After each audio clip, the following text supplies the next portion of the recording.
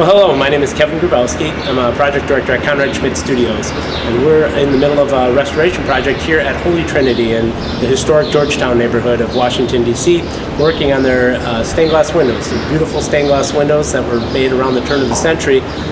Much of our project starts on the outside, where we're restoring the outside of the windows.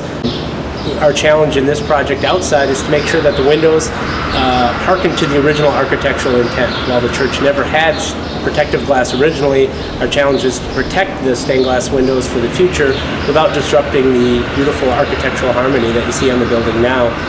Much of the beauty actually lies on the inside, so let's take a look at the stained glass windows.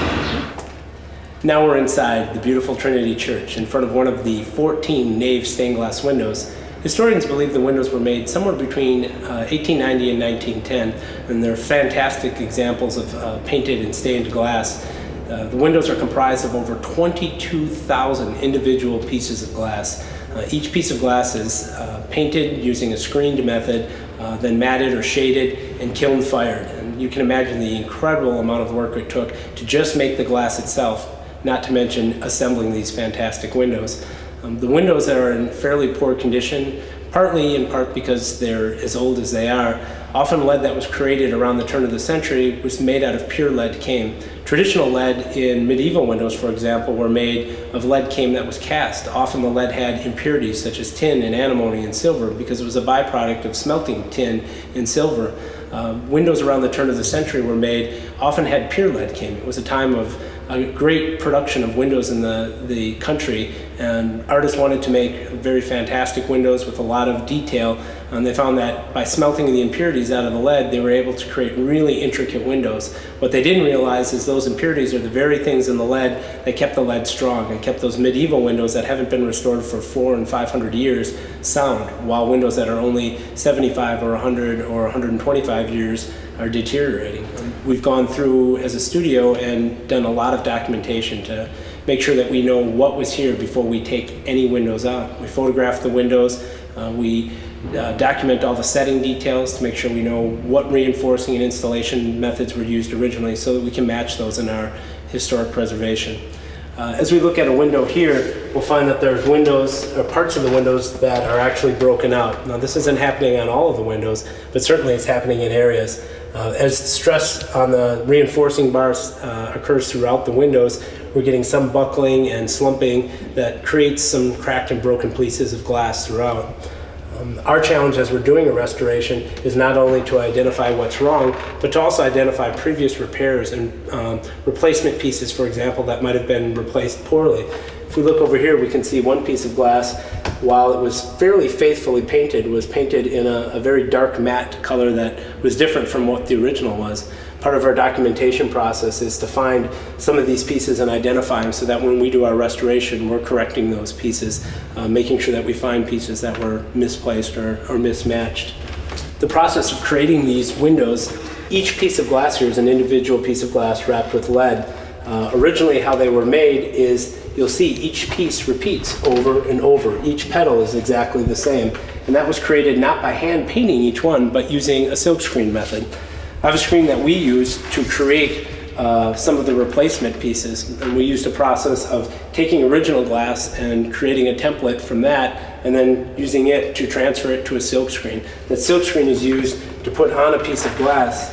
You can see the shape and the tracery that is in this piece of glass is exactly the piece of glass that's here. Once these darker lines are applied using the screen, we use a matte or a shading. The matte is a thin film of this paint that is applied to the piece of glass, and the highlights are pulled off. Those highlights, or painting in reverse if you will, create some of the depth that you see on the window there. Everything we refer to as paint is actually ground glass and pigment. The ground glass and pigment is applied like a paint using different methods. In this case, it's done with a silkscreen, but the shading is done with a matting method where a thin film or a thin wash of this paint or ground glass and pigment is applied, and then highlights are pulled off to create kind of some drama and some depth in the glass itself. As you look at the windows very carefully, while everything should be very symmetrical, sometimes you'll find, if you look carefully enough, different inconsistencies. In this case, there's a piece of glass here that was placed in, that's original, that's correct. You see a replacement piece here that's much darker and done with a black tracery. And then you see a piece that looks like it's original possibly, but put in reverse. And you may not be able to see it very well, but it's very sharp here. And in this case, all the painting is on the back side. When this window was either repaired or restored by some previous restoration, this window hasn't been restored by our studio yet, this piece of glass was reversed. So we're actually looking at the back side of the glass. So it's interesting as you look at these windows in real detail, how many inconsistencies you can really find. As we look at the windows, there's lots of places, if you look carefully enough, you can find little interesting clues that work has been done. Here you'll see a symbol that's consistent throughout the window, and yet there's one piece that wasn't matched well. Likely maybe salvaged from another window that had similar artwork, but not quite the same. So if you look very carefully, you can find these clues all over. And this actually looks like it's part of a piece of glass like this. If you look, that this design was actually cut from a piece of glass here. So it was as if when they made this window, they were one piece of glass short, because this actually looks like an original piece. But instead of making another piece like this was cut from one of these pieces to complete the window. Often stained glass windows were used as a teaching tool. Sometimes they depicted biblical scenes, and they often reinforced the liturgy. Here at Holy Trinity, the nave windows are largely decorative until you look to the top. At the top you'll find different Catholic symbols, including the Sacred Heart of Jesus, the anchor, which is a traditional Catholic symbol for hope, as in love, hope, and charity. You also find the Alpha and the Omega, in Greek letters denoting the beginning and the end. At Trinity, there was a beginning, but there's no end in sight.